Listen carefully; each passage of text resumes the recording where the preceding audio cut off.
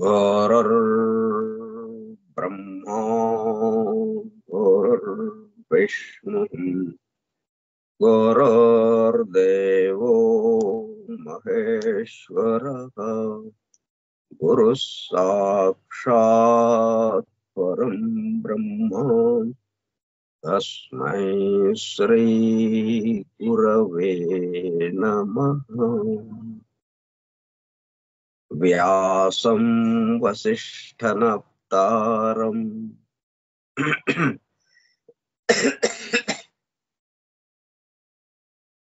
शक्तेः पौत्रमकल्मषम् पराशरात्मजं वन्दे सुकतातं तपोनिधिम् शुक्लाम्बरधरं विष्णुं शशिवर्णं चतुर्भुजं प्रसन्नवदनं ध्यायेत् सर्वविघ्नोपशान्तये। अगज आनन पद्मार्कं गजाननमहर्निशम् अनेकदं तं भक्तानाम् एकदन्तमुपास्महे। वक्रतुण्ड महाकाय कोटिसूर्यसमप्रभा निर्विघ्नं कुरु मे देव सर्वकार्येषु सर्वदा। सरस्वती नमस्तुभ्यं वरदे कामरूपिणी विद्यारम्भं करिष्यामि सिद्धिर्भवतु मे सदा। ॐ भूर्भुवः स्वः ॐ तत्सवितुर्वरेण्यं भर्गो देवस्य धीमहि धियो यो न प्रचोदयात्।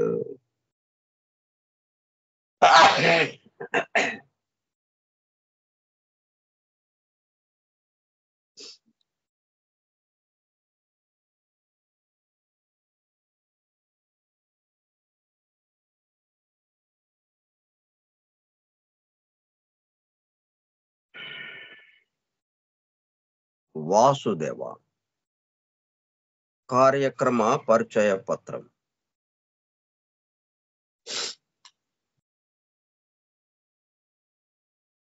ఫోరం ఫర్ ట్రూత్ సీకర్స్, సత్యాన్వేషకుల బృందము. పరమ గురువులు హెలినా పెట్రోనా బ్లబెట్స్కి ద్వారా సమస్త మానవాళి ఆధ్యాత్మిక అభివృద్ధి పరిపూర్ణతల కొరకు అందించిన మ్యాగ్నమ్ ఓపస్ పరమాద్భుత దివ్య గ్రంథము ద సీక్రెట్ డాక్ట్రైన్, రహస్య సత్య సూత్రము. వాల్యూమ్ 1 కాస్మోజెనసిస్, ప్రథమ భాగము బ్రహ్మాండోత్పత్తి క్రమము. Part 1 cosmic evolution and 7 standers from the book of Dhyan. ప్రథమ భాగము ధ్యాన గ్రంథంలోని 7 స్టాంజాస్ లో వివరింపబడిన బ్రహ్మాండ పరిణామం, గ్రంథ పఠనము, అధ్యయనము, అవగాహన, ఆత్మదర్శనము కార్యక్రమము.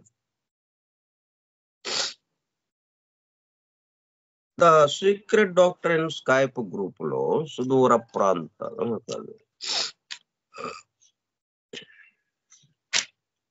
119వ పాఠము 23/2024 బుధవారము సాయంత్రం 4:30 గంటలు.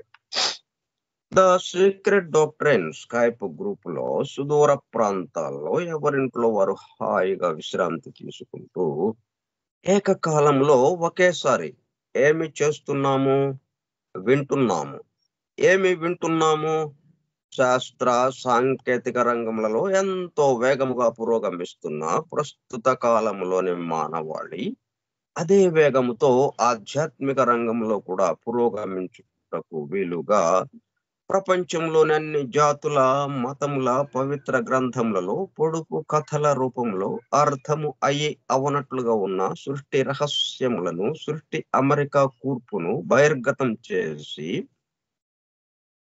మానవాళికి అందించి వాటి అవగాహన ద్వారా ఆత్మదర్శనము పొందుట అను దివ్య ప్రణాళిక అమలు పరచబడుటకు పరమ గురువులు మేడం హెలెనా పెట్రోనా బ్లవెట్స్కీ ద్వారా అత్యద్భుతముగా అందించిన ద సీక్రెట్ డాక్టరైన్ గ్రంథంలో బాహాటముగా ఇవ్వబడిన అతి నిగూఢములైన సృష్టి రహస్యములు, వాటి మూలము, గ్రంథ హృదయమును చేరు పద్ధతులు తెలుసుకోవాలనే తీవ్ర ఇచ్ఛతో, తపనతో సత్యాన్వేషణలో భాగముగా ఎన్నో నిగూఢ విషయములను మరింత లోతుగా తెలుసుకుంటూ సత్యమును చేరు ప్రయత్నంలో మనమందరము ఇక్కడ చేరాము.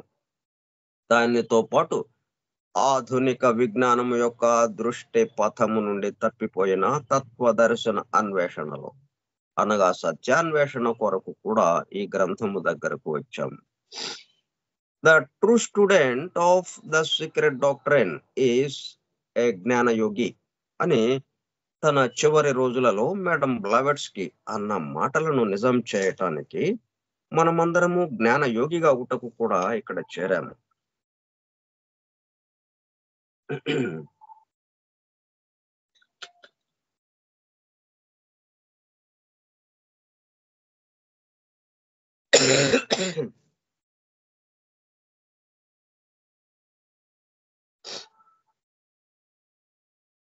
గత 2 సంవత్సరముల 8 నెలల కాలము పాటు ద సీక్రెట్ డాక్టర్ గురించి తెలుసుకోవడానికి ప్రయత్నించిన మనము ప్రస్తుతము ఇక్కడ చేరి ద సీక్రెట్ డాక్టర్ ను తెలుసుకుంటూ ఆపై సమస్త విశ్వముగా రూపుదాల్చిన ద సీక్రెట్ డాక్టర్ యందు ప్రవేశించి ద సీక్రెట్ డాక్టర్ గా స్వస్థితి యందు మేల్కాంచుటకు చేస్తున్న చిరు ప్రయత్నమే ఈ కార్యక్రమము.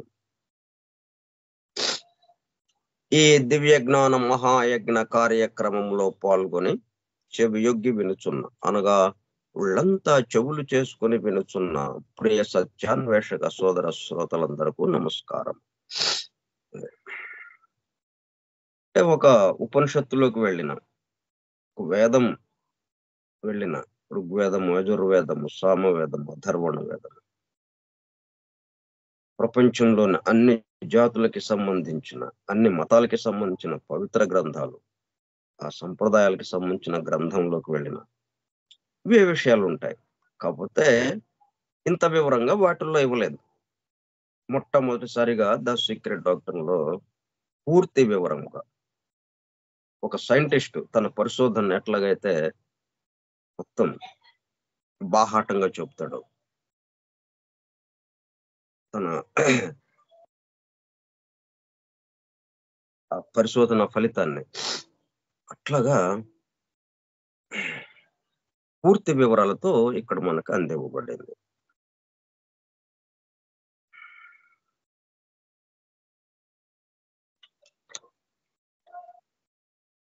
అంటే ఇప్పుడు ఏంటనమాట, అవన్నీ చదవక్కర్లేదు, ఇది ఒక్కటి చదివితే చాలని కాదు అర్థం. అవి చక్కగా చదువుకోవటానికి, ఉన్నది ఉన్నట్టుగా యథార్థ స్థితిగా మనము గ్రహించటానికి దాంట్లో దాగి ఉన్నటువంటి ఆ దైవాన్ని అనుభూతి చెందటానికి ఇది ఉపయోగపడుతుంది. ఇది చదివి ఇక వాటి దగ్గరికి వెళ్ళండి. దేని దగ్గరికైనా వెళ్ళండి. ఇంకా పవిత్ర గ్రంథాలు, వేదము, ఉపనిషత్తులు అలాగే కాదు. ఒక వ్యక్తి దగ్గరికి వెళ్ళండి. ఒక ఇసుక రేణువు దగ్గరికి వెళ్ళండి. ఒక దోమ దగ్గరికి వెళ్ళండి. ఒక గడ్డి పోచ దగ్గరికి వెళ్ళండి. ఎక్కడికి వెళ్ళినా ఇదే కనిపిస్తుంది, ఏకత్వం. అట్లాగా ఇవ్వబడిందన్నమాట ఇది.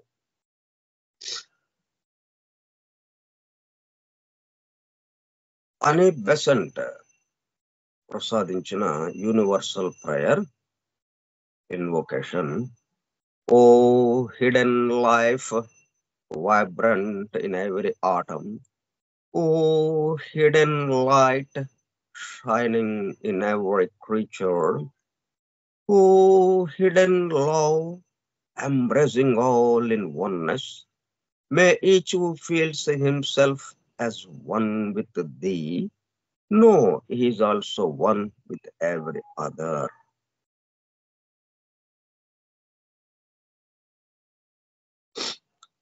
హిడెన్ గా, నిగూఢముగా, రహస్యముగా దాగి ఉన్నది ఏదైతే ఉందో దాన్ని వెలికి తీసి మనం అనుభూతి చెందేటట్టుగా ద సీక్రెట్ డాక్టర్ లో అందివ్వబడింది.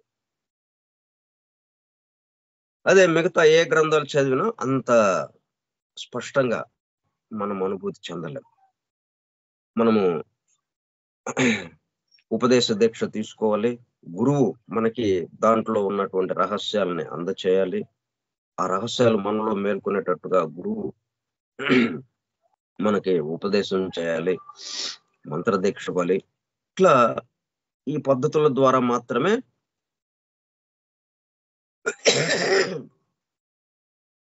ఆ రహస్యముగా దాగి ఉన్నది అనుభూతి చెందటానికి వీలవుతుంది. కానీ ఇక్కడ ఏ ఉపదేశ దీక్షలు లేవు. నేరుగా దాని యొక్క వివరాలన్నీ మనకి సంపూర్ణంగా అందింపబడ్డాయి. ఓకే,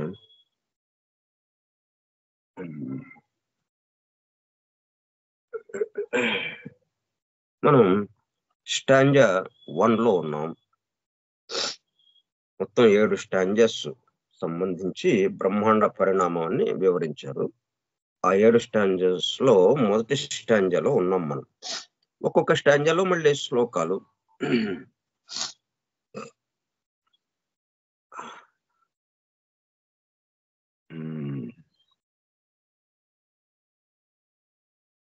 స్టాంజా 1 6వ శ్లోకం, 1వ స్టాంజా 6వ శ్లోకం. The 7 sublime lords and the 7 truths had ceased to be. ఇది 3 భాగాలుగా ఇచ్చారు మనకి.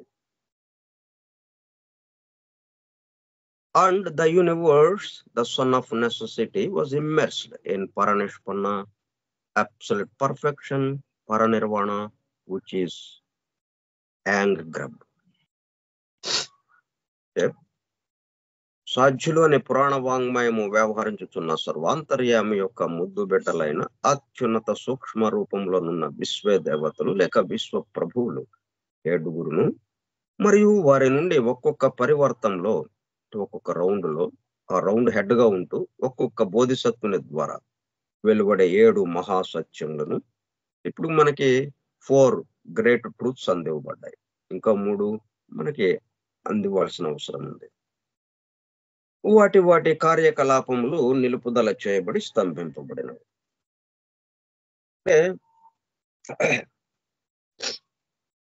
ఈ 100 సంవత్సరాలు ఆయుర్దాయం పూర్తయ్యేటప్పుడు కల్లా మొత్తం 7 మహాసత్యాలు కూడా మనకు అందింపబడతాయి. అవన్నీ కూడా ఎక్కడికక్కడ కార్యకలాపాలు స్తంభింపబడ్డాయి, నిలుపుదల చేయబడి.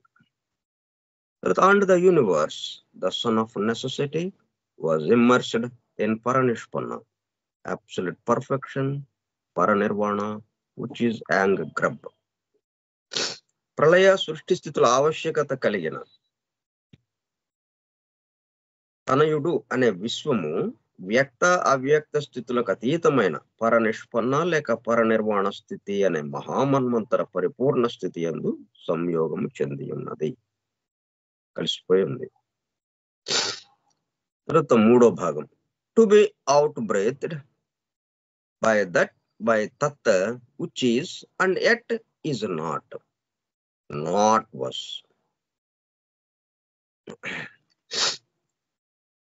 దివ్య మహాశ్వాసలోని రైట్ డివైన్ బ్రెత్ మహా ఉచ్ఛ్వాసము ద్వారా లోనికి పీల్చబడి ప్రళయ స్థితిలోనికి వెళ్ళిన విశ్వము మహా నిశ్వాసము ద్వారా తిరిగి విశ్వ సృష్టి వ్యక్తము కావలసి ఉన్నది. అయినప్పటికీ ఇంకా నిశ్వసింపబడలేదు. సమస్తము శూన్యముగా శూన్య స్థితిలో ఉన్నది, సంయోగము చెంది ఉన్నది. ఇక్కడ భౌతిక స్థితిలో ఉన్నటువంటి ఇన్ని రకాలు కూడా ఎక్కడున్నాయి? ప్రళయ స్థితిలో కలిసిపోయి ఉన్నాయి. ఇక్కడ కొత్తగా వస్తాయని కాదు, అక్కడ ఉంటేనే ఇక్కడ మనం ఇప్పుడు ఇది చెప్పుకుంటున్నాము, ఈ అధ్యయన తరగతులు ఈ ఫోన్లో చెప్పుకుంటున్నాం. ఇది అక్కడ ఉంది. ఆ ప్రళయ స్థితిలో అక్కడ ఉండటం వల్ల వ్యక్తమైనప్పుడు ఇదిగో ఇట్లాగా వచ్చాం మనం. అంటే మనం ఇక్కడ అక్కడ సృష్టి చాలా గొప్పగా ఉంటుంది, ఇవన్నీ అక్కడ ఉండవండి అన్నది కాదు. ఇక్కడ ఏదైతే ఉందో అక్కడ లేకుండా ఇక్కడ ఉండటానికి ఎట్లాగా అవకాశం ఉంటుంది? లేదు.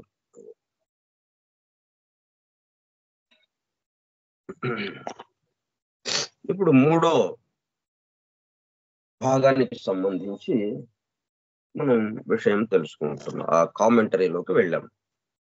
వ్యాఖ్యానము మనకు అందించిన వ్యాఖ్యానాన్ని, ఆ వివరణని మనం తెలుసుకుంటున్నాం.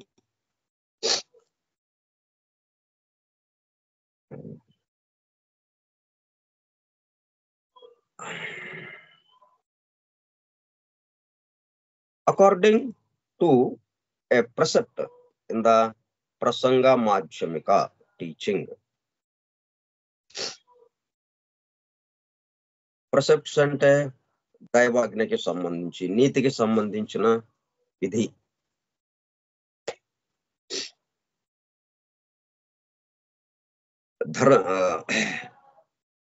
ధర్మ నియమము, ఆజ్ఞ సంబంధించి, అంటే మనం ఎట్లాగా జీవిస్తే సుఖ సంతోషాలతో మనం ఉంటూ మన చుట్టూ ఉన్న వాళ్ళని సుఖ సంతోషాలతో ఉంచగలుగుతామో ఆ విధమైనటువంటి జీవన విధానాన్ని తెలియచెప్పేది ప్రిసెప్ట్స్.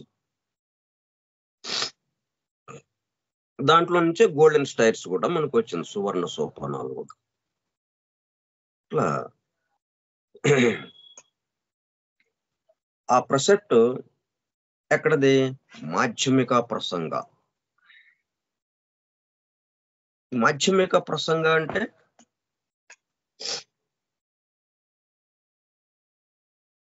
ఇన్ ద ప్రసంగ మాధ్యమిక టీచింగ్. ఈ ప్రసంగ మాధ్యమిక బోధనకి సంబంధించిన ప్రిసెప్ట్ ఏదైతే ఉందో, ధర్మ నియమము, ఆజ్ఞ, నీతికి సంబంధించిన విధి ఏదైతే ఉందో, whose dogmas have been known ever since it broke away from the purely esoteric schools.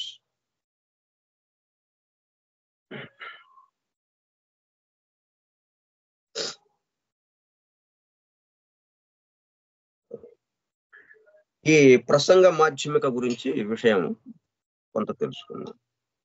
సందర్భం వచ్చింది కాబట్టి.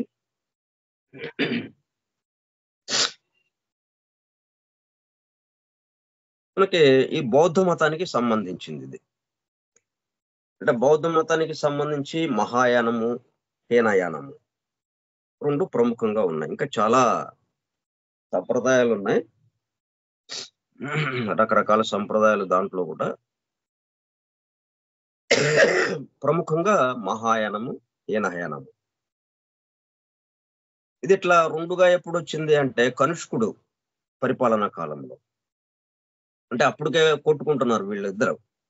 రెండు రకాలుగా బుద్ధుడు చెప్పిన బోధనల్ని ఒకళ్ళేమో ఒక పద్ధతిలో ఇట్లాగా ఇది బుద్ధుడు చెప్పింది అని ఒకళ్ళు అంటుంటే, కాదు ఇట్లాగా చెప్పారు ఆయన, దీన్ని ఎట్లాగా తీసుకువెళ్ళాలి మనము బుద్ధుని బోధనల ద్వారా, మనము ఎన్లైటన్మెంట్ అంటే ఈ పద్ధతిలో తీసుకువెళ్ళాలి అని ఇంకొక వర్గము ఇంకొక పద్ధతిలో చెప్తూ ఉండేటప్పటికల్లా ఇట్లాగా గందరగోళంగా ఉన్న స్థితిని ఒక క్రమ పద్ధతిగా చేయటం కోసం కనిష్కుడు ఒక పెద్ద సభను ఏర్పాటు చేశాడు.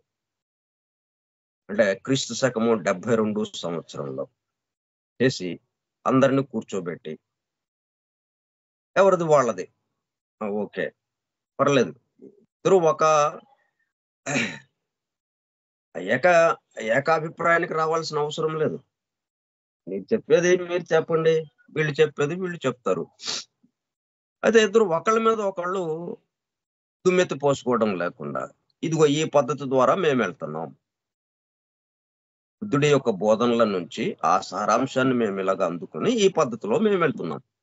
ఇంకొకళ్ళేమో మేము ఈ పద్ధతిలో వెళుతున్నామని ఇంకొకళ్ళు, ఓకే వెళ్ళండి, ఎవరికి నష్టం లేదు కదా, మీ ఇష్టం అది అని అట్లా ఇద్దరి మధ్యన సయోధ్య చేకూర్చి హీనయానము మహాయానము. యానము అంటే ప్రయాణం, అంటే మహాయానం అంటే గ్రేట్ వెహికల్. మనం విమానం అంటే చాలా గొప్పగా ఉంటుంది కదా మనకి విమానంలో ప్రయాణం అంటే. ఇంకా దానికన్నా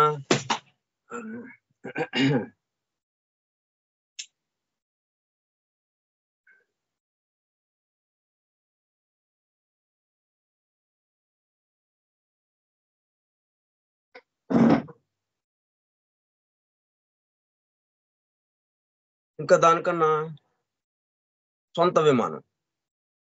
మరి వ్యాపారస్తులు కానీ రాజకీయ నాయకులు కానీ సొంత విమానాలు కలిగి ఉంటున్నారు.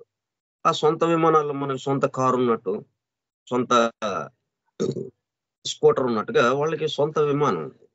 ఇట్లా సొంత విమానంలో ప్రయాణం చేయటం, ఇట్లా ఉన్న దాంట్లో పెద్ద వెహికల్ అంటే వేగంగా చాలా అత్యంత వేగంతో వెళ్ళే ఆ వాహనము ద్వారా మనము ఆ ప్రయాణం చేయటం, అది మహాయానం. అది ఎవరు ఆ వాహనం అంటే బుద్ధుడు యొక్క బోధనలని పూర్తిగా ఆధారంగా చేసుకుని ఐడల్ వర్షిప్ తో, అంటే విగ్రహారాధనతో ఆయన ఎట్లాగైతే బోధించాడో ఆ పద్ధతిలో వీళ్ళు ధ్యానం అది చేసి, అంటే ఈ జన్మలోనే ఎన్లైటన్మెంట్, ఆ మోక్ష స్థితి, నిర్వాణ స్థితి పొందడం అన్నట్టుగా. ఎందుకంటే ఎప్పుడైనా మనకు అవకాశం ఉంది, ఎందుకంటే దాని స్థితికి సంబంధించిన వాళ్ళం కదా మనం. కొత్తగా అయితే ఈయన పెద్ద వెంటనే ఇదైపోతాడా అన్నట్టుగా ఉంటుంది. కానీ మనము ఆ దైవ స్థితికి సంబంధించిన వాళ్ళం, మర్చిపోయాం, మరపొచ్చింది, నిద్రాణ స్థితిలో ఉన్నాం. దాని పట్ల అది మేల్కుంటే ఇంకా మన దైవమే కదా అన్నట్టుగా ఆ క్షణంలోనే దైవానుభూతిలోకి వెళ్ళిపోతాం. అట్లాగా ఈ జన్మలోనే మనం ఆ దైవానుభూతి పొందటానికి, ఎందుకు ఇట్లాగా ఇంత తొందరగా మనము ఆ దైవానుభూతి పొందడము అంటే, మనం మన చుట్టూ ఉన్న వాళ్ళకి ఉపయోగపడటం కోసం. ఎందుకంటే మనకి 2 పార్ట్స్ ఉంది. లా ఆఫ్ కంపాషన్ అనేది ఒక ధర్మం ఉంది, జాలి కరుణ సంబంధించి ఒక ధర్మం సృష్టికి ముందే పనిచేస్తుంది. అది డివైన్ ప్లాన్ మీదుగా ఈ వ్యక్త సృష్టిలోకి వచ్చేటప్పుడు కల్లా డాక్ట్రిన్ ఆఫ్ 2 పార్ట్స్, 2 మార్గాలుగా ఇది చెప్పబడుతుంది. 2 మార్గాలుగా ఇక్కడ వ్యక్తమైంది. ఆ 2 మార్గాలు అనే సూత్రంగా ఈ వ్యక్త సృష్టిలో పనిచేస్తూ ఉంది. అది ఏంటది? ఒకటి అమృతయానము, ఒకటి ప్రత్యేకయానము. ఒకటేమో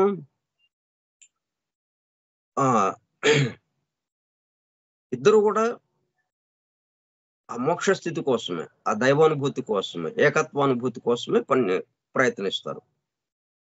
ఇద్దరికీ వచ్చింది. అయితే ఒకళ్ళు నా ఒక్కడికే వచ్చేస్తే ఎట్లాగా, నా చుట్టూ ఉన్నటువంటి సమస్త జీవులు ఈ స్థితికి రావాలి. వాళ్ళు కూడా నేనొక్కడినే ఈ స్థితిని పొంది నా దారిని నేను వెళ్ళిపోతే ఎట్లాగా, నా స్వార్థం నేను చూసుకుంటే ఎట్లాగా అని ఈ మానవాళి మీద ఉన్నటువంటి జాలి, కరుణ, ప్రేమ అట్లా వచ్చిన వాళ్ళే ఈ అవతార పురుషులు, మహాత్ములు, Jesus the Christ, Buddha, Krishna,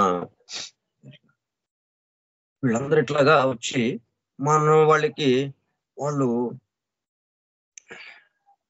వాళ్ళని చక్కటి మార్గంలోకి తీసుకువెళ్ళటానికి ప్రయత్నం చేస్తూ ఉంటారు.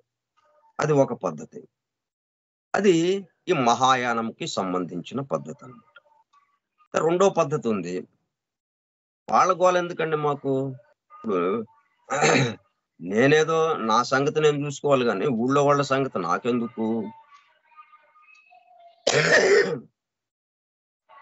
నేను ఆ మోక్ష స్థితిలోకి, బంధ విముక్త స్థితిలోకి, ఆ పరనిర్వాణ, పరనిష్పన్న ఆ స్థితిలోకి, ఏకత్వానుభూతిలోకి నేను వెళ్ళిపోవాలి. హాయిగా కూర్చుంటాను. వీటితో నాకు సంబంధం లేదు అన్నట్టుగా ఇండివిజువల్ గా, వ్యక్తిగతంగా దాన్ని హీనహీనము అన్నట్టుగా మనం చెప్తున్నాం. ఇట్లా రెండు భావాలు ఈ బుద్ధుడి బోధనల నుంచి వేరువేరుగా వచ్చినాయి. కొంతమంది ఏమో అటున్నారు, కొంతమంది ఇటున్నారు. సరే, ఇది ఇలాగా కొనసాగుతూ ఉండగా నాగార్జునాచార్య మన దక్షిణ భారతదేశంలో మనం నాగార్జున సాగర్ ప్రాజెక్టు మీరందరూ వినే ఉంటారు, చూసే ఉంటారు చాలా మంది. అంతకుముందు అక్కడ ఇక్ష్వాకు వంశానికి సంబంధించిన రాజులు పరిపాలన చేశారు. ఆ పరిపాలనలో ఈయన నాగార్జునుడు అంటే వాళ్ళు బౌద్ధ మతాన్ని బాగా ఆదరించారు. ఆ బౌద్ధ మతానికి సంబంధించి ఈయన ఫిలాసఫర్ గా ఉంటూ నాగార్జునుడు ఒక కొత్త విషయాన్ని ముందుకు తీసుకొచ్చాడు. ఈ రెండిటికి మధ్యగా, అందుకనే మాధ్యమిక అన్నారు. మాధ్యమిక అంటే అటు దాన్ని కాదనకుండా, ఇటు దీన్ని కాదనకుండా మధ్యమంగా ఉండేటట్టుగా ఒక కొత్త సిద్ధాంతాన్ని తీసుకొచ్చాడు అన్నమాట. అదే ప్రసంగ మాధ్యమిక.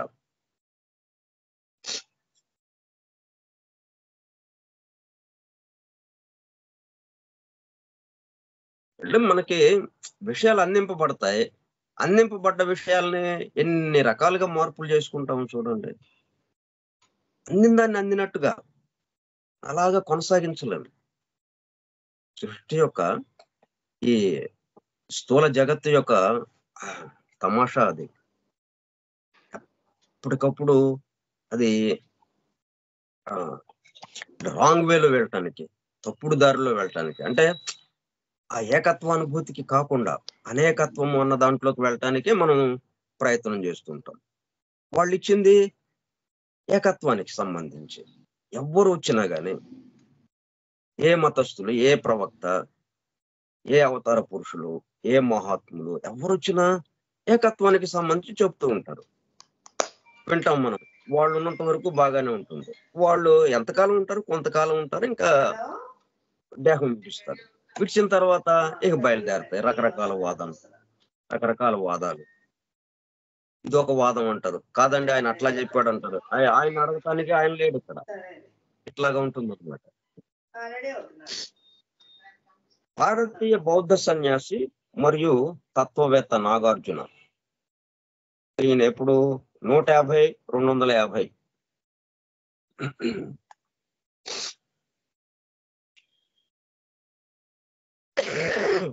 అంటే కనిష్కుడు కాలంలోనేమో మహాయానము, హీనయానము వచ్చింది 72 సంవత్సరంలో. ఆ తర్వాత 150 సంవత్సరం, క్రీస్తు శకం 150 నుంచి 250 మధ్యలో ఈయన ఉన్నారన్నమాట. స్థాపించిన బౌద్ధ తత్వశాస్త్ర మరియు అభ్యాస సంప్రదాయాన్ని సూచిస్తుంది. ఈ ప్రసంగ మాధ్యమిక అంటే ఒక అభ్యాస సంప్రదాయాన్ని, ఊరికే థియరీగా వినడం కాకుండా అభ్యాసంగా చేయటం, ఆచరణాత్మకంగా, దాంతో మనము ఆ ఎన్లైటన్మెంట్ ని ఇప్పుడే పొందటము అన్నట్టుగా. మాధ్యమిక సంప్రదాయం యొక్క పునాది వచనం నాగార్జున యొక్క మూల మాధ్యమిక కారిక. మధ్య మార్గంలో రూటు పద్యాలుగా రాశారు ఆయన. మూల మాధ్యమిక కారిక అన్నట్టుగా రాసుకొచ్చారు ఆయన తన యొక్క బోధనలని. మరింత విస్తృతంగా మాధ్యమిక అనేది దృగ్విషయాల యొక్క అంతిమ స్వభావాన్ని, అలాగే ధ్యానంలో అనుభవించే అంతిమ వాస్తవికత యొక్క భావనేతర సాక్షాత్కారాన్ని కూడా సూచిస్తుంది.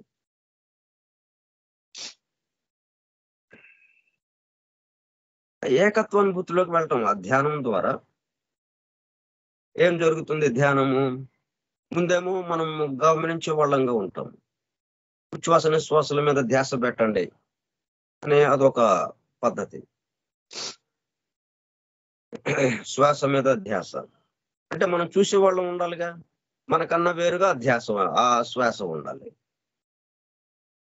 ఈ విధంగా వేరువేరుగా అన్నట్టుగా ఇట్లా కొంతకాలం జరిగిన తర్వాత అసలు ఈ గమనించడం అనేది మనకి ఎక్కడి నుంచి వచ్చింది? మనం ఎలా గమనించగలుగుతున్నాం? సినిమా ఎలా చూడగలుగుతున్నాం? తెర మీద ఆ బొమ్మలన్నీ అలా కదులుతూ ఉన్నాయి. ఎక్కడి నుంచి వస్తున్నాయి ఇవి అంటే వెనక్కి చూడటం. వెనక్కి చూసేటప్పుడు కల్లా ప్రొజెక్టరు, రీలు దాని మీద కాంతి పడి అట్లాగా అక్కడ హోల్ ఆ రంధ్రం ద్వారా బయటికి వెడలి తెర మీదకి ప్రొజెక్ట్ చేయబడుతుంది. ఆ తెర మీద ఈ చిత్రాలు కనిపిస్తున్నాయి, అంతకుముందు ఉన్నటువంటి చిత్రాలు. అదే వెనక ప్రొజెక్టరు, రీలు అదేమి లేకపోతే తెర మీదకి చిత్రాల అవకాశం లేదు. అట్లాగే మనం గమనించడానికి ఇవన్నీ ఉన్నాయంటే మనం గమనింప చేసేవాడు ఒకడు వెనక ఉండడం వల్ల. కాబట్టి మనం ఏం చేయాలి? వెనక్కి చూడాలి. వెనక్కి చూసేటప్పుడు కల్లా ఏకత్వంలోకి వెళ్ళిపోతాం. ఇంకా గమనించడం కూడా ఉండదు. ఇక గమనించడం ఉంటే 3 రకాలు వచ్చేస్తాయి. గమనించటం, గమనింపబడేది, గమనించేవాడు. ఇట్లా 3 రకాలు వచ్చేస్తాయి. అవి ఎగిరిపోతాయి, 3 ఎగిరిపోతాయి. గమనించేవాడు లేడు కాబట్టి గమనింపబడేది లేదు. గమనింపబడేది లేదు కాబట్టి గమనించడం అనే ప్రక్రియ కూడా లేదు. నిశ్చల సమాధి స్థితి. దాన్ని ఈయన వర్ణించాడు అన్నమాట. అది అభ్యాసం ద్వారా ఎట్లాగా పొందాలి అంటే వెనక్కి తిరగటం, ముందుకి కాకుండా. మనం ముందుకంటే మన కళ్ళు ముందుకు ఉన్నాయి. ఎందుకు? మన ముందున్నవి చూస్తూ ఉండడం కోసం. ఎందుకంటే మనము అనేకత్వంలో ఉన్నాం కాబట్టి. మరి అనేకత్వంలో ఉండి వెనక్కి చూస్తే ఎట్లా కుదురుతుంది? మళ్ళీ ఇక్కడ గందరగోళం అయిపోతాం కదా మనం. ఇక్కడ మనం మన లైఫ్ని, మన జీవితాన్ని జీవిస్తూ ఉండడం, అదే సమయంలో ఈ మొత్తానికి సంబంధించింది ఏదైతే ఉందో ఆ ఒకటి అనేది గుర్తుపెట్టుకుంటూ అనుభూతి చెందుతూ ఆ ఎరుకతో మనము మన జీవితాన్ని గడపటం. దానికి ఇప్పుడు ఈయన చెప్పినటువంటి ఈ మధ్యమ ఉన్న ఏదైతే ఉందో మధ్య మార్గం, అట్లా అది ఉపయోగపడింది. ధ్యానంలో అనుభవించే అంతిమ వాస్తవికత యొక్క భావనేతర సాక్షాత్కారాన్ని కూడా సూచిస్తుంది. ఆ సాక్షాత్కారం మనం చూడటం లేదు, భావన లేదు అక్కడ మనకి.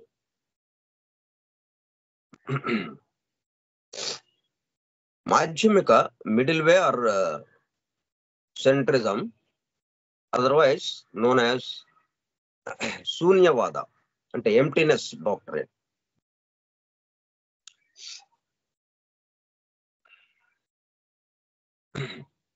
నేహి స్వభావవాద, నో స్వభావ డాక్టరేట్.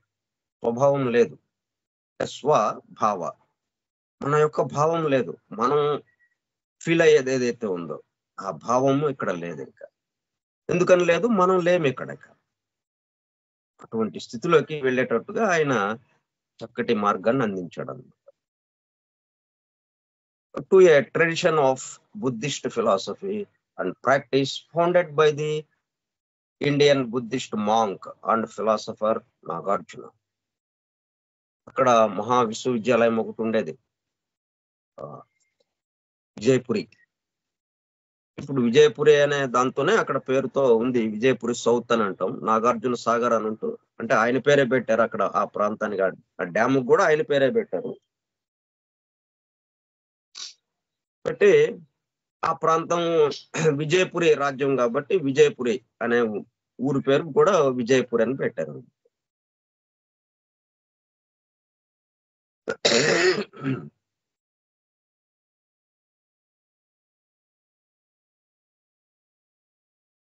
అన్ని దృగ్విషయాలు అంటే ధర్మాలు, ప్రకృతి, ఏదైనా పదార్థం లేదా సారం, స్వభావం యొక్క శూన్యమైనవి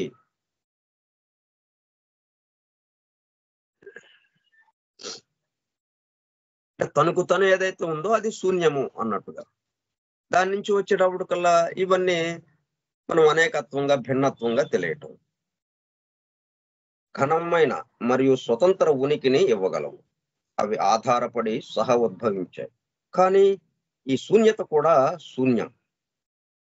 దానికి దాని స్వంత ఉనికి లేదు, లేదా అసాధారణ వాస్తవికతకు మించిన అతీంద్రియ వాస్తవికతను సూచించదు.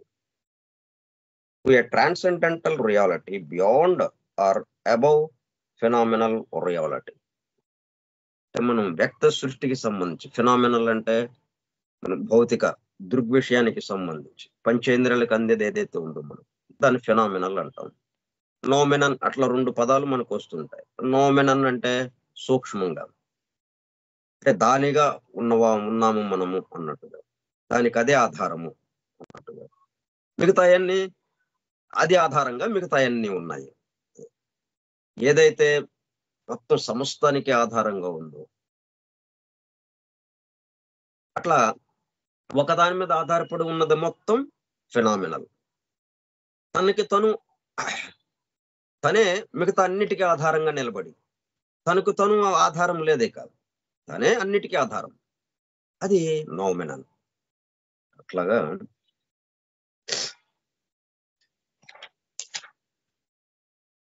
సో ప్రసంగ, మాధ్యమిక, ప్రసెప్ట్.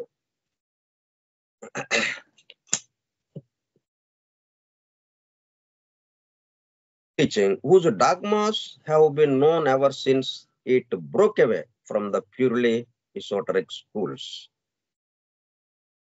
అట్లా ఈయన తీసుకొచ్చిన సంప్రదాయం ఏమైందంటే, అంతకుముందు ఉన్నటువంటి డాగ్మాస్ అంటే మత విశ్వాసాలు హేతుపూర్వకంగా కాకుండా ఇప్పటికి అభిప్రాయంగా ఏర్పాటు చేసుకోవటం, సిద్ధాంతం, అటువంటి అన్ని కూడా బ్రోక్ అవే, మొత్తం చల్లా చెదరైపోయింది. అంటే అవన్నీ ఇట్లా కాదు, ఇది దాని నుంచే మనకి esoteric schools, away from the purely esoteric schools. దాని నుంచి మనకి ఈ రహస్యంగా నిగూఢముగా ఉన్నది ఏదైతే ఉందో అవి ఆ బోధలకు సంబంధించి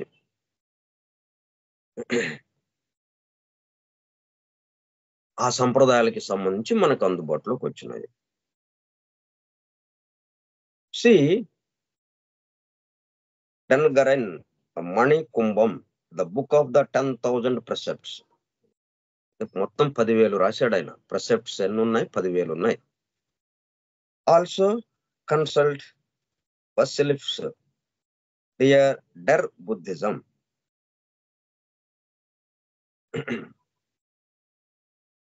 ఇప్పుడు ఏంటంటే తమాషా, ఒకప్పుడు వేరు భాషల్లో ఉన్నటువంటి ఈ ఆత్మ విద్య, బ్రహ్మ విద్య ఇప్పుడు పూర్తిగా ఇంగ్లీష్ లోకి తీసుకురాబడింది. అందువల్ల మనకి ఈ ఆత్మ విద్యకి సంబంధించి ఏదైనా విషయాలు, వివరాలు తెలుసుకోవాలి అంటే ఇంగ్లీష్ గ్రంథాలు, ఆంగ్ల గ్రంథాల దగ్గరికి రావాల్సిందే. మనం నేరుగా ఉపనిషత్తు దగ్గరకో, లేకపోతే ఆ బైబిల్ దగ్గరకో, ఖురాన్ దగ్గరకో, జెండావష్టా దగ్గరకో, ఇట్లాగా పవిత్ర గ్రంథాలు, వేదము, ఉపనిషత్తులు, వాటి దగ్గరికి వెళ్ళామంటే గందరగోళం అయిపోతాం మనం. ముందు దీని దగ్గరికి వచ్చి, ఎందుకంటే ఇవి ఎట్లాగ ఇచ్చారు, ఇప్పుడు ఈ శబ్దమయ కక్షికి సంబంధించిన దేవతలు ఉంటారు. వాళ్ళు ఏం చేస్తున్నారు? ఆంగ్ల భాషకి సేవ చేస్తున్నారు. వాళ్ళు ఆంగ్ల భాషకి సంబంధించి అది దివ్యంగా మారేటట్టుగా, అంటే ఆ అక్షరాలని మనం ఉచ్చరించినంత మాత్రాన మనలో ఆ వెలుగు మేల్కొనేటట్టుగా, మన స్వస్థితి యందు మనం మేల్కాంచేటట్టుగా, ఎట్లాగైతే అంతకుముందు హిబ్రూ, గ్రీక్, అలాగే ఈజిప్షియన్, చాల్డియన్, సంస్కృతం, చైనీస్, ఇట్లా ఈ భాషలు ఎట్లాగైతే చదివినంత మాత్రాన ఆ వెలుగును దర్శించడానికి అవకాశం ఉండేది. ఎందుకంటే అప్పుడు ఆ శబ్దమయ దేవతలు వాటికి సేవ చేస్తూ ఉన్నారు. ఆ భాషకి సంబంధించిన అక్షరాలకి ఎంతో శక్తిని చేకూరుస్తూ ఉన్నారు వాళ్ళు. ఇంకా అది కనుమరుగైపోయింది. ఇప్పుడు ఇంగ్లీష్ అన్ని రకాలుగా, ఇటు భౌతికంగా గాని, సైన్స్ పరంగా గాని, ఎన్ని రకాలుగా చూసుకున్నాం మొత్తం మనకి ఇంగ్లీష్ భాషలోకి వచ్చేసాం మనం. అందుకనే ఇంగ్లీష్ భాషకి వాళ్ళు సేవ చేస్తూ ఉన్నారు. అందువల్ల ఏంటి మనం, అందుకే మనకి దీన్ని తెలుగు అనువాదం చేస్తే అంతగా మనకి ఆ హృదయాన్ని టచ్ చేయదు, ఆ అనుభూతి కలగదు. ఇంగ్లీష్ లో మనకి అర్థమైనా అవ్వకపోయినా పర్లేదు, కానీ ఆ శబ్దం యొక్క వైబ్రేషన్, ఆ అక్షరాలు, ఆ పదాలు అవి ఉచ్చరించినప్పుడు వచ్చే ఆ వైబ్రేషన్ ఏదైతే ఉందో, ఆ తరంగ చలనం, దాని యొక్క చలనం ద్వారా మనలో ఆ వెలుగు పట్ల మేల్కాంచటం అట్లా జరుగుతూ ఉందన్నమాట. అంటే read the book, see the light, అంతగా తీసుకొచ్చారు ఇంగ్లీష్ భాషకి. అందుకే మనము ఇంగ్లీష్ది చదివి అప్పుడు దాని గురించి చెప్పుకుంటున్నాం. ఇంగ్లీష్ అంటే ఒరిజినల్ అన్నమాట మనకి. దీనికి ఒరిజినల్ సెంజార్ భాషనో లేకపోతే సంస్కృత్ అనో ఇంకా వేరేదో ఉన్నాయని ఉండొచ్చు, కానీ ఇప్పుడు ఇంగ్లీషే మనకి ఒరిజినల్ లేక. ఓకే,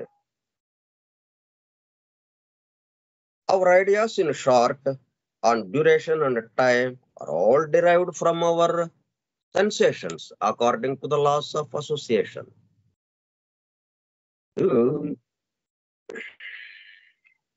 మన యొక్క భావాలు గాని, ఈ చోటు, ఈ దేశము, కాలము, ఈ కాలంలో 3 రకాల కాలాలు, భూత, భవిష్యత్తు, వర్తమానాలు, ఇవన్నీ ఎట్టగా మనకి తెలుస్తున్నాయి? మన యొక్క భావాలు, అవర్ ఐడియాస్, మన ఆలోచనలు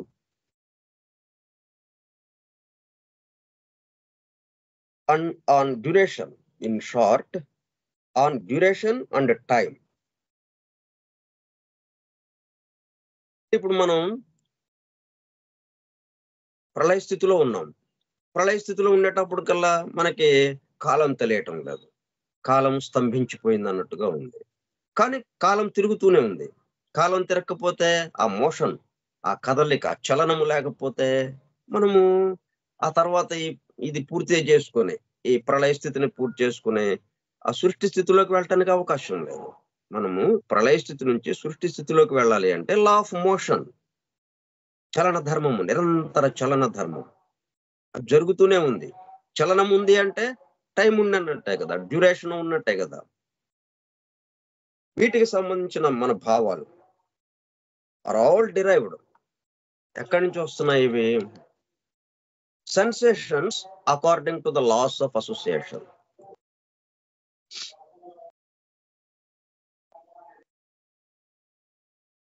అంటే మనం ఒకదానితో కలయిక వల్ల ఒకదాని పట్ల మనం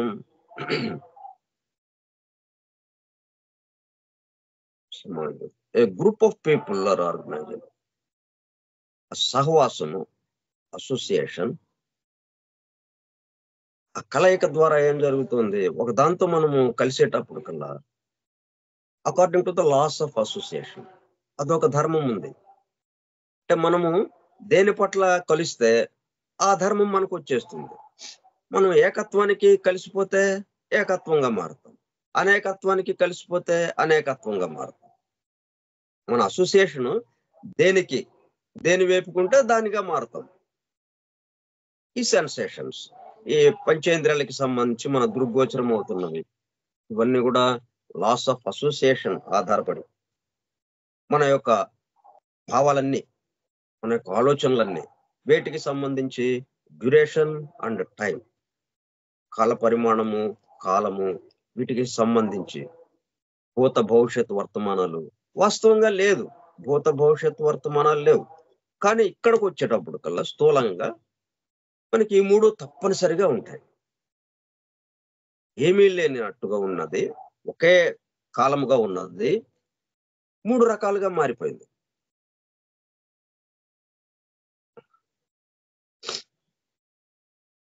తర్వాత ఈ ప్రసంగ మాధ్యమికలో మనం మొత్తం 10,000 ప్రిసెప్ట్స్ చెప్పారు కదా. ఇప్పుడు ఆ బోధలు ఏవిదైతే ఉన్నాయో అంటే మనలో మేల్కాంచటం, అంటే మనలోనే ఉంది, అది మనలోనే నిద్రాణ స్థితిలో ఉంది ఆ దైవాంశ. దాన్ని మేల్కొల్పటం ఎట్లాగా ఒక చిన్న కథ మనకిచ్చారు.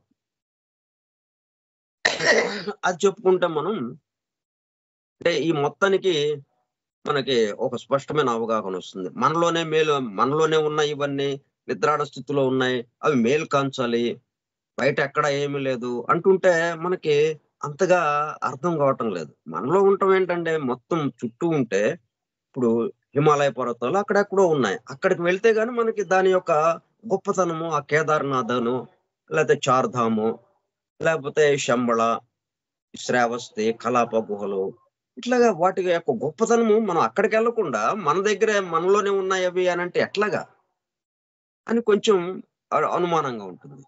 దానికి ఉదాహరణగా ఒక చిన్న కథ చెప్పాడు. ఒక రాజుగారి దగ్గర యుద్ధానికి ఉపయోగపడే ఏనుగు ఒకటి ఉంది. చాలా యుద్ధాల్లో పాల్గొన్నాయి ఆ ఏనుగు. ఇక ముసలిదైపోయింది. సరే ఒకరోజు వాహ్యాలకి వచ్చింది.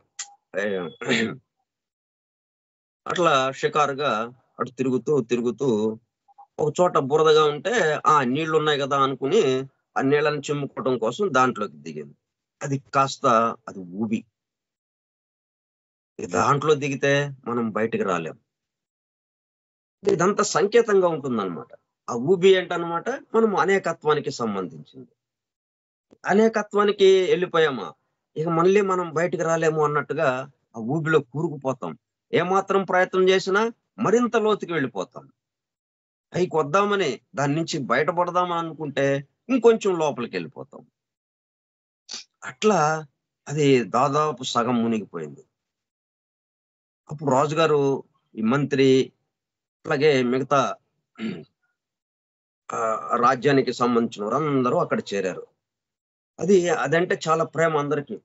ఎందుకంటే ఎన్నో యుద్ధాలు చేసేది, ఎన్నో యుద్ధాల్లో పాల్గొని విజయం చేకూర్చింది రాజుగారికి. కాబట్టి అదంటే చాలా గౌరవం ఉంది. అయ్యో ఎట్లాగ ఇప్పుడు దీన్ని రక్షించాలి, ఎలాగా ఎన్నో ప్రయత్నాలు చేశారు. వీళ్ళు ప్రయత్నం చేసే కొంది ఇంకొంచెం లోపలికి వెళ్ళిపోతాం. ఎట్లాగా అప్పుడు మంత్రి గారు ఒక సలహా ఇచ్చారు. మనం ఒక పని చేద్దాం, ఎందుకంటే ఈ యుద్ధానికి సంబంధించిన ఏనుగు కదా ఇది. యుద్ధంలో ఉన్నప్పుడు ఆ యుద్ధానికి సంబంధించిన వాద్యగాళ్ళు ఉంటారు, అంటే హుషారు తెప్పించడానికి, వాళ్ళల్లో ఆవేశం తెప్పించడానికి, ఆ యుద్ధంలో పాల్గొనే వాళ్ళకి ఆవేశము, ఉత్సాహము, బలము, ధైర్యము ఇవన్నీ కలిగించడానికి ఆ వాయిద్యాలతో పెద్ద శబ్దాలు చేస్తుంటారు, రకరకాల శబ్దాలు. ఆ శబ్దాలు వినంగానే దానికి ఎక్కడ లేని ఉత్సాహం వచ్చేస్తుంది. వచ్చేసి ఇక ఆ యుద్ధంలో పాల్గొని విజయం సాధించడమే అన్నట్టుగా ఉంటుంది. అందుకని ఏం చేశాడంటే, సరే ఇది యుద్ధానికి సంబంధించిన ఏనుగు కాబట్టి మనం ఆ వాద్యగాళ్ళని పిలిపించండి అన్నారు. సరే వాద్యగాళ్ళు వచ్చారు, ఆ యుద్ధానికి సంబంధించిన వాద్యగాళ్ళు మొత్తం అన్ని వాయిద్యాలతో సహా వచ్చేసారు. అంటే ఒక యుద్ధం జరిగేటప్పుడు వీళ్ళు ఎలాగైతే వాయిద్యాలు వాయిస్తారో, పెద్ద పెద్ద శబ్దాలు చేస్తారో, ఆ ఉత్సాహాన్ని కలిగించడానికి, ధైర్యాన్ని కలిగించడానికి అలాగా వచ్చేసి వాయించడం మొదలు పెట్టారు. పెద్ద పెద్ద శబ్దాలు, రకరకాల శబ్దాలు వచ్చేస్తున్నాయి. ఆశ్చర్యంగా అది అటు ఇటు కదిలింది. ఒక్కొక్క శబ్దం వినపడే కొంది ఆ ఆ అన్నట్టుగా పైకి లేచింది. ఒక్క ఉరికి ఉరికింది బయటికి ఆ ఊబిలో నుంచి. అంత తమాషా చూడండి. ఊబిలో నుంచి ఎలా బయటపడింది? ఎవరు సహాయం చేయాల. వీళ్ళు చేసిందేంటి? దానికి ఉత్సాహాన్ని కలిగించారు అంతే. ఆ ఉత్సాహం తనలో ఉన్న బలాన్ని, శక్తిని, ఉత్సాహాన్ని బయటికి తీసుకొచ్చి తన యొక్క బలంతో, తన యొక్క శక్తితో, తన యొక్క ఉత్సాహంతో దాని నుంచి బయటపడింది. అట్లాగా ఉంటుందన్నమాట. అది మనలోనే ఉంది ఇదంతా అంటే ఇట్లాగా అన్నమాట.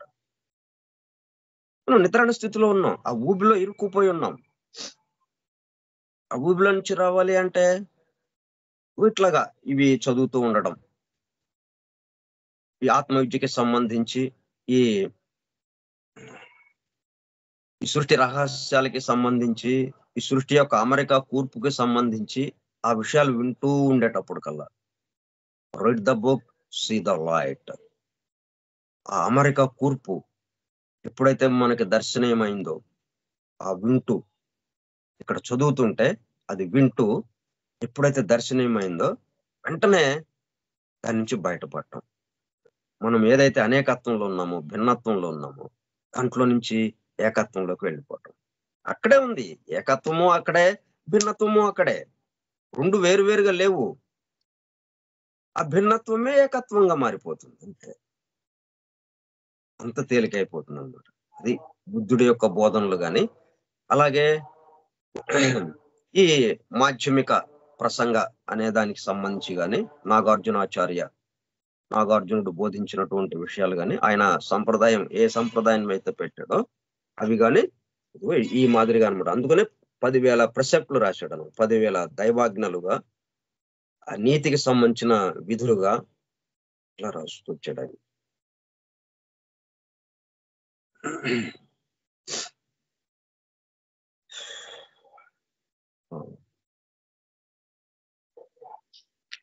కాబట్టి మనకి అవర్ ఐడియాస్ ఇవన్నీ ఎక్కడి నుంచి వస్తున్నాయి? మన యొక్క అసోసియేషన్ వల్ల. దేంతో చెడ్డవాళ్ళతో స్నేహం చేసాం. ఆ చెడ్డవాళ్ళు ఎటు వెళ్తే అటు వెళ్తాం మనం. తాగుబోతూ అరే పదరా చాలా సరదాగా ఉంటుంది అంటాడు. సరే పద అంటాడు వీడు.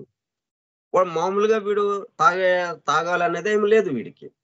కానీ వాడి యొక్క అసోసియేషన్ వల్ల, వాడితో స్నేహం వల్ల ఏం జరిగింది? వాడు ఎటు తీసుకెళ్తే అటు తీసుకెళ్ళిపోయాడు. సో తాగుడు అలవాటు అయింది. అట్లాగా వ్యభిచారము, రకరకాలైన విషయాల్లోకి వెళ్ళిపోయాడు. ఆ దాంట్లోకి కూరుకుపోయాడు.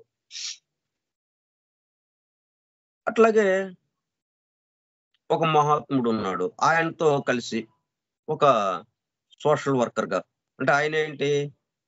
దాన్ని ఆచరణలోకి, ఆత్మవిద్యని ఆచరణలోకి తీసుకొచ్చి తన చుట్టూ ఉన్న వారికి ఏం చేయగలను అన్నట్టుగా ఆయన అలాగా జీవితాన్ని గడుపుతూ ఉన్నాడు.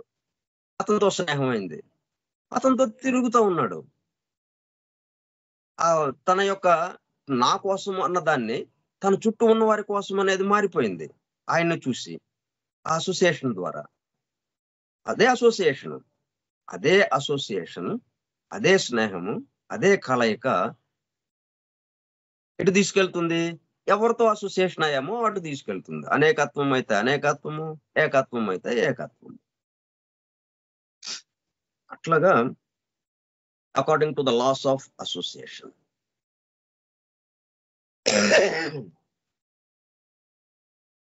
Inextricably bound up with the relativity of human knowledge.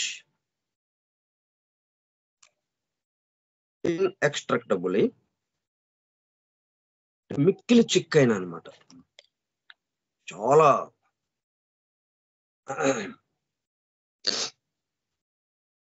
అంటే దారపుండ విడదీస్తాం బయటికి, దాంతో అది చిక్కుబడిపోతుంది. అది ఒక వరుసలో తీద్దామంటే రాదే కది. అట్లా అంత చిక్కుగా అయిపోతుంది అన్నమాట. మిక్కిలి చిక్కైన, ఇన్ఎక్స్ట్రకబుల్లీ మిక్కిలి చిక్కైన, impossible to get free from.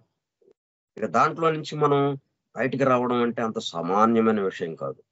అసాధ్యం అన్నట్టుగా ఉంటుంది. దాంట్లో నుంచి బయటకు రాలేం మనం. ఆ చిక్కులో నుండి తీయుటకు సాధ్యం కానీ భరించరానంత చిక్కైన అన్నమాట. అంటే పూర్తిగా ఆ బంధాల్లో ఇరుక్కుపోవటం. ఆ బంధాల నుంచి విముక్తం అవడం చాలా చాలా కష్టతరంగా ఉంటుంది. అటువంటి inextricably bound up with the relativity of human knowledge.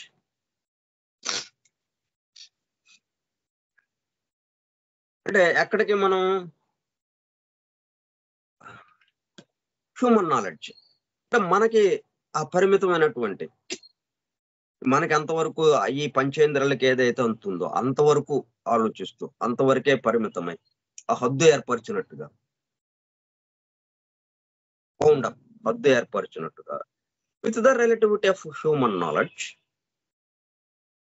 పరిమితమైన దేహానికి పరిమితమైనటువంటి విషయంతో they nevertheless can have no existence except in the experience of the individual ego and perish when its evolutionary march dispels the maya of phenomenal existence.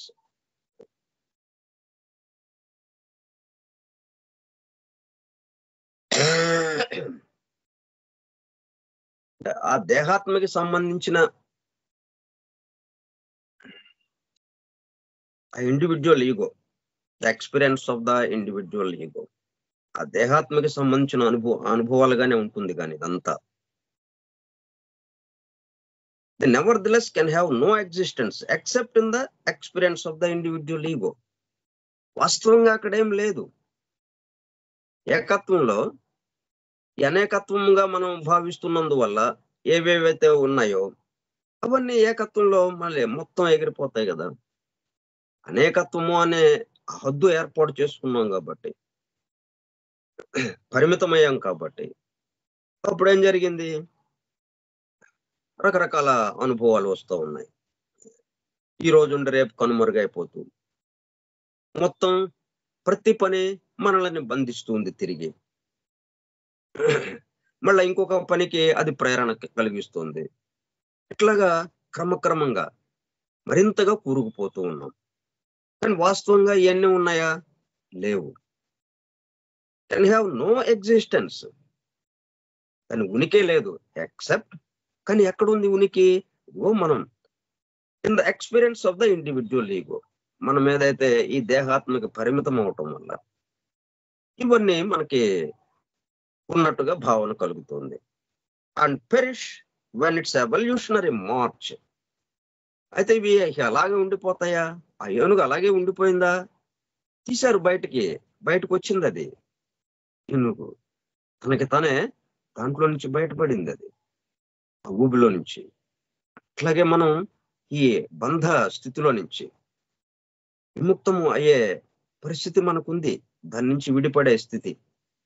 ఆ బంధమే బంధ విముక్తం. విడివిడిగా ఏమీ ఉండదు. ఉంటే ఇలాగా, లేకపోతే అలాగా, ఉంటే రాత్రి లేకపోతే పగలు అన్నట్టుగా. పగలు రాత్రి, పగలేమో ఒక చోట, రాత్రి ఒక చోట ఉంటున్నాయా? పగలే రాత్రిగా మారింది, రాత్రే పగలుగా మారింది. అక్కడే ఇంకో చోటకి వెళ్ళలేదుగా. అట్లాగే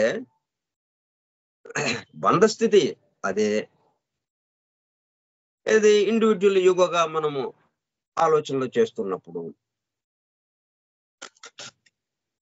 మనం దీనికి సంబంధించిన అసలైన ఆ కూర్పు అమెరికా తెలిసేటప్పుడు కల్లా మనము దైవంశకి సంబంధించిన వాళ్ళము అన్న విషయం ఎప్పుడైతే మనకి అవగాహనకు వచ్చిందో, ఆ బంధస్థితే బంధ విముక్త స్థితి అయిపోయింది.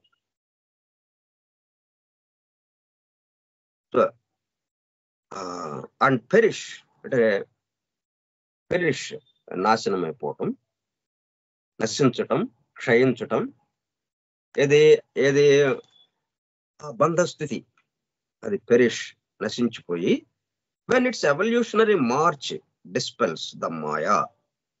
ఇది ఎందుకొని వచ్చింది? మాయ అంటే టు మెజర్. మనము ఈ దేహాత్మ ద్వారా పరిమితమై వీటన్నిటిని కొలతలకి అందేటట్టుగా, ఇవన్నీ మన పంచేంద్రియాల వరకే పరిమితమయ్యి వీటన్నిటికీ కొలతలుగా అందేదిగా ఉంది కాబట్టి, కొలతలకు అందేది కాబట్టి ఇది మాయ. మా అంటే టు మెజర్. మాయ మాయ అంటే అది అనంతత్వ స్థితి, అపరిమితమైన స్థితి, శాశ్వతమైన స్థితి. అది కాస్త ఏమైంది, పరిమితంగా అయిపోయింది.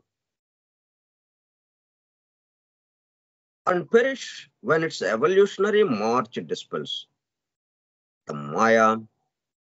అంటే ఈ ఎవల్యూషనరీ అంటే పరిణామంలో, మరి పరిణామం మనం ప్రతి క్షణము ముందుకు అడుగు వేయటమే. పుట్టిన దగ్గర ఎలాగున్నాం పుట్టినప్పుడు, మరి ఇప్పుడు ఎలాగున్నాము, ప్రతి క్షణము అభివృద్ధి అభివృద్ధి అన్ని రకాలుగా. ఇటు స్పిరిచువల్, సైకలాజికల్, మానసికంగా, బుద్ధిపరంగా, ఇట్లా అన్ని రకాల దేహపరంగా ఏది చూసుకున్నా గానీ మనకి అభివృద్ధే కదా. అట్లా ఎవల్యూషనరీ ఈ అభివృద్ధి చెందుతూ ఉండగా అదేం చేస్తుంది, డిస్పెల్స్ మాయా, ఆ మాయను తొలగించేసి ఆఫ్ ఫెనామినల్ ఎగ్జిస్టెన్స్, ఈ భౌతిక సృష్టికి సంబంధించినటువంటి దాన్ని తొలగించేసి ఆత్మ విద్యలోకి, అంటే ఏకత్వ అనుభూతిలోకి మనం వెళ్ళటానికి వీలవుతుంది. అంటే ఇక్కడ ఎందుకు చెప్తున్నారు అంటే, ఇప్పుడు మనం ఎలాగూ ప్రళయ స్థితి గురించి చెప్పుకుంటున్నాం. ఈ ప్రళయ స్థితిలో ఏమున్నాయి, అన్నీ ఆగిపోయి ఉన్నాయి. అన్నీ ఆగిపోయి ఉన్నాయి అంటే అర్థం ఏంటి, మొత్తం కలిసిపోయి ఉన్నాయి. అంటే అక్కడ ప్రజెంట్ లేదు, పాస్ట్ లేదు, ఫ్యూచర్ లేదు, కాలం లేదు, చోటు లేదు. అసలైన కాలము చోటు ఉంది. ఆ అసలైన కాలము చోటులో శాశ్వతంగా ఉండే కాలము చోటు ఏదైతే ఉందో దాంట్లో ఇదంతా జరుగుతుంది కాబట్టి, ఈ సృష్టికి సంబంధించి ఈ విశ్వానికి సంబంధించిన చోటు కాలం ఏదైతే ఉందో అవి కూడా నిద్రపోతున్నాయి, అవి కూడా స్తంభించినాయి, ఆగిపోయినాయి. అంటే ఒక ఏకత్వ స్థితి మనకు ఉన్నది అని మనకి తెలియచేయటం కోసం. మరి అనేకత్వం అక్కడ లేదు మనకి.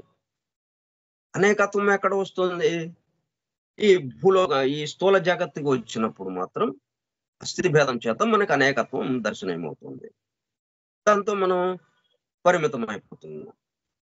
ఆ ఇండివిజువల్ ఈగో పరిమితం అయిపోయి, ఆ దేహాత్మగా పరిమితం అయిపోయి, ఆ దేహాత్మ ఈ మానసిక శరీరము ద్వారా, కామ శరీరము ద్వారా వ్యవహరిస్తూ అంతకు ముందు వరకు ఖనిజ వర్గు నుంచి జంతు వర్గు దాకా అణిచివేయబడినటువంటి ఏవేవైతే ఉన్నాయో తన యొక్క అనుభవాలు, అవన్నీ ఈ మానసిక శరీరము, కామ శరీరము ద్వారా బయటకు తీసుకొస్తూ బాగా చేస్తూ ఉండేటప్పటికి దాన్నే మాయా అంటున్నారు.